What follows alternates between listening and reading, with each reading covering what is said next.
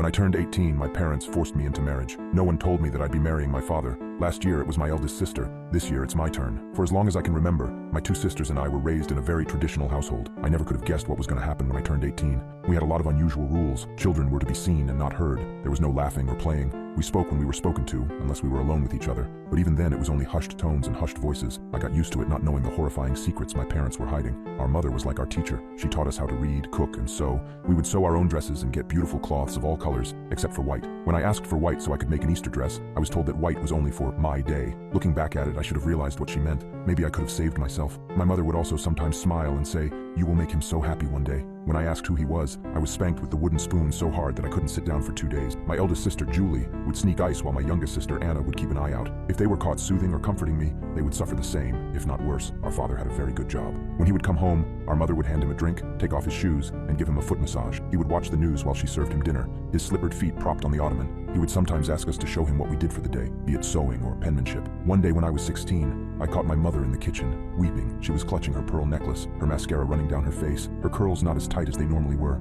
"Mama," I said timidly. She looked at me and cracked a smile. "Abigail," she crooned. She wrapped her arms around me and sobbed into my shoulder. She stroked my hair. "You know, you were always my favorite, right?" I looked around, hoping none of my sisters had heard that. That day, Father came home with a few different lengths of white cloth for my sister, with a pattern for a beautiful wedding gown. Julie had just turned 18. "It's time you became a woman," Father declared. "It's time for you to be married. You have until 2 days to finish the dress." Our jaws dropped. That was a short amount of time for the delicate pattern. "Father," Julie said timidly, "can Abby and Anna help me?" He looked at her for a moment. "Of course." Father kissed her on the cheek. This was new. He had never shown any affection to any of us before. We got to work, taking turns on the sewing machine. Father and Mother came into the room. Mother was wearing her traveling coat, something that I don't recall her ever doing in my entire life. She was no longer crying, but smiling despite the tears in her eyes. She was wearing her pearl necklace. "Your mother has to go see your grandma back in Oregon. She's very ill," Father stated. "I'm taking her to the airport." We nodded in acknowledgement and went back to work. It wasn't until later that I realized that my mother had no suitcases with her. Father didn't come home until the wee hours of the morning. Julie and I finished her dress. "You are going to look beautiful on your wedding day," I said to her.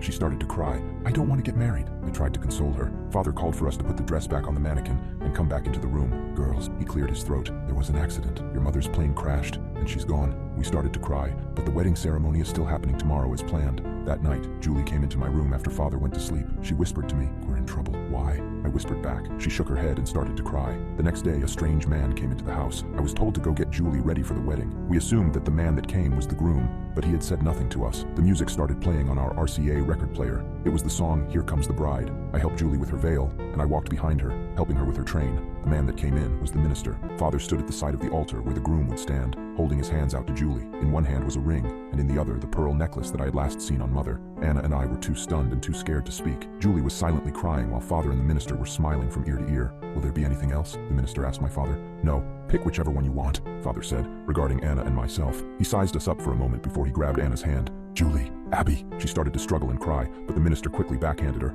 Into silence. They left quickly. "Abigail," Father stated, "you are old enough to make yourself supper. Your mother and I have some business to attend to." He picked Julie up and carried her to the bedroom. Over the next year, life continued as it had. Julie slipped into the role of mother, for fear that Father would punish her. Somehow he always knew if we broke the rules. Julie told me, "He's always watching and listening, dear." I'd hear her sobbing when she was alone, but if I went to comfort her, she'd punish me. She continued my lessons, but she wasn't always there, at least mentally. 2 days ago I found her in the bathtub, the water crimson. I had tried to help her, but she was already gone. Before I could even get to the emergency phone, Father was home. He picked Julie up out of the tub. "I'm going to go get help," he said, and left me alone. When he returned, he had white fabric for me to make my dress, and he gave me 2 days to finish it. I asked him if I could get a new pattern online so that it would be different from Julie's. He thought about it for a minute, and he told me it was okay. He had some errands to run, and he'd be back soon. All the websites I've tried to get help on are blocked, except for some sites with patterns on them. I can't find help anywhere, but somehow I ended up here. He's pulling up now. I have to go.